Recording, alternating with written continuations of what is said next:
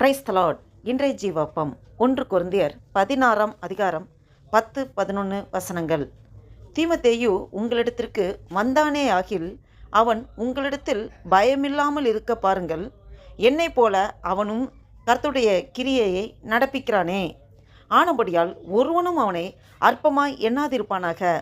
சகோதரரை கூட அவன் வருகிறதற்கு நான் காத்திருக்கிறபடியால் என்னிடத்தில் வரும்படிக்கு அவனை சமாதானத்தோடே வழிவிட்டு அனுப்புங்கள். ஆமேன். அல்லேலூயா. பாருங்க, அப்போஸ்தலனாகிய பவுல் கொரிந்துக்கு எழுதின நிருபத்திலே எழுதப்பட்ட வசனங்களை வாசித்து கொண்டிருக்கிறோம்.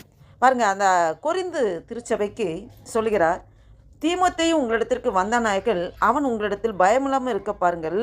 அவனும் என்னை போல அவனும் கர்த்தருடைய கிரியை நடப்பிக்கிறானே என்று சொல்லி. அந்த தீமோத்தேயு சிறு வயசு.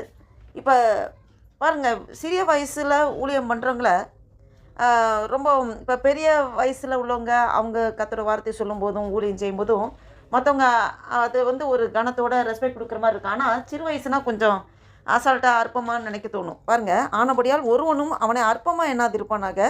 சகோதரர் கூட அவன் வருகிறதற்கு நான் காத்திருக்கபடியால் என்னிடத்தில் வரும்படிக்கு அவனை சமாதானத்தோடைய வழிவிட்டு அனுப்புங்கள் என்று சொல்கிறார்.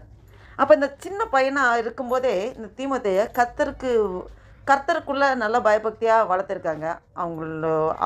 அவங்களோட பேரண்ட்ஸ் அப்படி வளர்த்துருக்காங்க. அவரும் அதுக்கப்புறம் அதன்படியே வளர்ந்து இப்போ பவுல் அவர் அந்த சின்ன பையனை நல்ல ஊழியத்தின் பாதையில் அவர் எடுத்து பயன்படுத்தி இது பண்ணிகிட்ருக்காரு. அப்போ கொரிந்து திருச்சபைக்கு சொல்கிறாரு, இந்த தீமோத்தேயு உங்களிடத்திற்கு வந்தானே ஆகில் அவன் உங்களிடத்தில் பயமில் இருக்க பாருங்கள். நீங்கள் அவனை ஒருவனும் அற்பமாக எண்ணாதுருங்க. ஏன்னா மத்தேயுல கூட நம்ம பார்க்குறோம் ஒரு வசனம், நீங்கள் யாரையும் அற்பமாக நினைக்காதீங்க, அவங்களுக்குன்னு தேவதூதர் இருக்காங்க, அவங்க அனுதினமும் தேவனை தேவ சமூகத்தில் போய் தேவனை தரிசிக்கிறாங்கன்னு சொல்லி. அப்போ ஒவ்வொருத்தருக்கும் உரிய தேவதூதர்கள் இருக்கிறாங்க. அப்போ அவங்க அனுதினமும் எப்பொழுதும் தேவனை தரிசிக்கிறாங்க. யார் யாரெல்லாம் அவங்கள குறித்து அற்பமாக நினைக்கிறாங்களோ, இது எனக்குன்னு கொடுக்கப்பட்ட இந்த ஆத்மாவை இவங்க அற்பமாக நினைக்கிறாங்க அப்படின்னு சொல்லி ஆண்டுட்டு முறையிடுவாங்க. அப்போ நம்ம யாரையுமே அற்பமாக அசட்டையாக நினைக்கக்கூடாது. ஏன்னா ஒவ்வொருவரை கொண்டு ஆண்டவர் பயன்படுத்துவார்.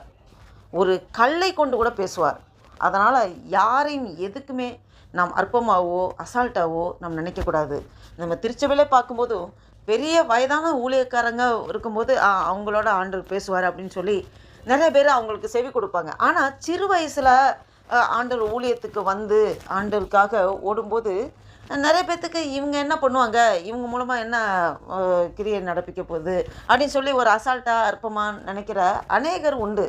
அப்போ நம்ம யாரையுமே, நம்ம சின்ன பிள்ளைகளாக இருந்தாலும் சரி, பெரிய வயதில் உள்ளவங்களாம் சரி, ஒவ்வொருத்தரை கொண்டு ஆண்டவர் ஒரு நோக்கம் வச்சுருக்கிறார், முகாந்திரம் வச்சுருக்கார். ஒவ்வொருத்தருக்கும் தனி திறமைகளை ஆண்டவர் கொடுத்துருக்கிறார்.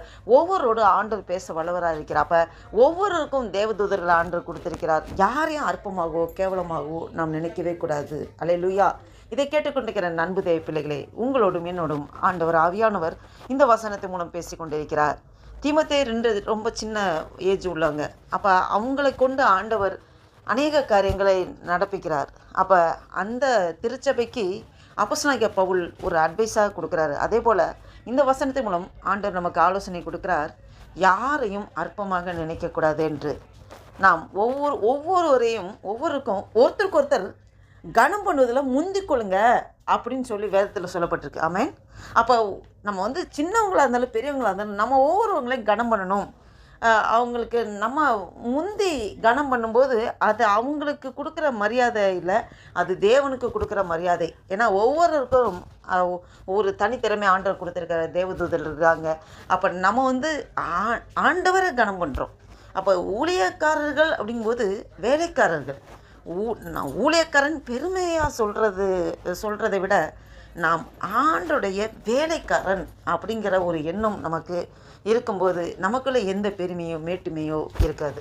இதை கேட்டுக்கொண்டிருக்கிற நண்பு தேவ பிள்ளைகளே, நாம் இந்த அர்ப்பணிப்போட, ஆண்டவரே யாரையுமே நான் அற்பமாக நினைக்கக்கூடாது ஆண்டவரே, யாரையுமே நான் அசால்ட்டாக கேவலமாக நினைக்கக்கூடாது ஆண்டவரே. நீர் எல்லாத்துட்டும் இடைப்படுகிறீர். ஒவ்வொருவரையும் நீர் பெக்குலியரான கேரக்டராக படிச்சிருக்கீங்கப்பா. ஆண்டவரே, நான் என்னை முழுவதுமாக அர்ப்பணிக்கிறேன் ஆண்டவரே.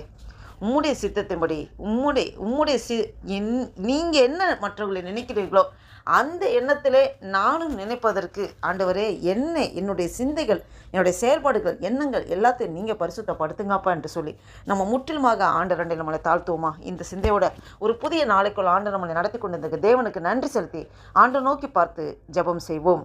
அல்லேலூயா. நன்றி தகப்பனே, நன்றியோடு துதிக்கிறோம் ஆண்டவரே. துதிகளை மத்தியில் வாசம் செய்கிற தேவனே, உம்மை நன்றியோடு துதிக்கிறோம் ஐயா. அப்பா, இந்த அதிகாலை வேலைக்காக நன்றி செலுத்துகிறோம். இந்த 2026 வருஷத்தின் ஏப்ரல் மாதத்தின் 24ஆம் தேதியை காண கிருபை செய்த தேவனே, உமக்கு கொடான குடி ஸ்தோத்திரம் ஐயா. நன்றி தகப்பனே. ஒரு புதிய நாளைக்குள்ள எங்களை நடத்தி கொண்டு வந்திருக்கிற ஸ்தோத்திரம் ஆண்டவரே. காலைதோறும் உடைய கிருபைகள் புதிதாக இருக்கிறது ஆண்டவரே. நன்றி அப்பா. ஆண்டவரே, இந்த நாளைக்கு ஆண்டவரே, இந்த வேத வசனத்தின் மூலம் எங்களோடு நீர் இடைப்பட்டீர் ஆண்டவரே.